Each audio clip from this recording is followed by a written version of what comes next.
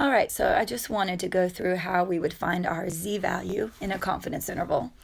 So let's say we have a 95% confidence interval for estimating mu where our sigma is given. Then we have sigma, we're given our sample size, we can easily find our x-bar if we're not given that, and we just need to find that z-value. So we know that we have a normal curve here, and we're finding the confidence interval here, so our ends are kind of chopped off here. We know that the probability under the curve is 1, and our alpha is in these tails here.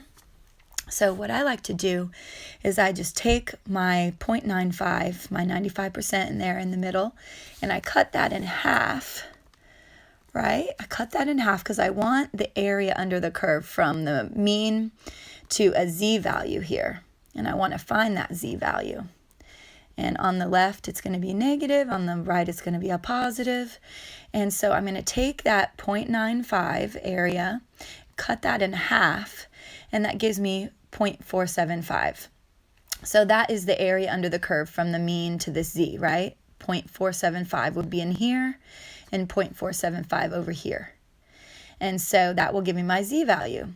So we're going to go over to the z-table, and we're kind of going in the opposite direction we normally do. Normally, we look for our z-value and find the probability under the curve in here. But now we're actually finding this shaded area in the middle so that we can find z on the outside. So we're going backwards here. Okay, so 0.475 is what I'm looking for. So I'm going to the middle here, and I'm looking for the closest number to 0.475. So 473. Oh, there it is. I see it, 0.475. Okay, so I need to come over, trying to find my z-value. Okay, so 1.9.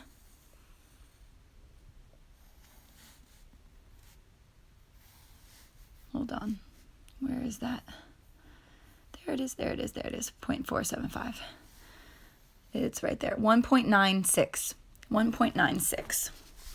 So that is my z-value. 1.96. And this side would be negative 1.96. Okay, so that's my z-value. That goes in right there. Plug everything in, and you have your interval. You add, and then you subtract, and you have your interval. Okay? All right, so let's look at 99% confidence interval and find our z. So I would take my normal curve, mean down the middle. Alpha is in the tails there, which would be alpha would be 0.01 in the tails total. But I really don't need that. I know that's my error, but what I want to do is take the 0.99 in the middle here and cut it in half, and I get 0.495. So I'm looking for that over here, 0.495. So let's see, 0.49. So what is the closest to 0.495? Look, 0.4949 and 0.4951. These are actually equal distance apart.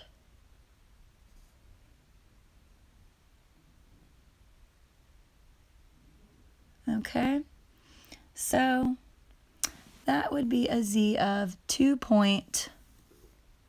And it's right in the middle of 70 and 80 up here. So I would have 2.575 because it would be between 70 and 80. 70 and 80. So 2.575 would be my z that would go in for there. Okay. For the 90%, I would draw my normal curve again, take the 0.90, divide it by 2 and get 0.45, and I come over here and I'm looking for 0.45. So let's try to find that.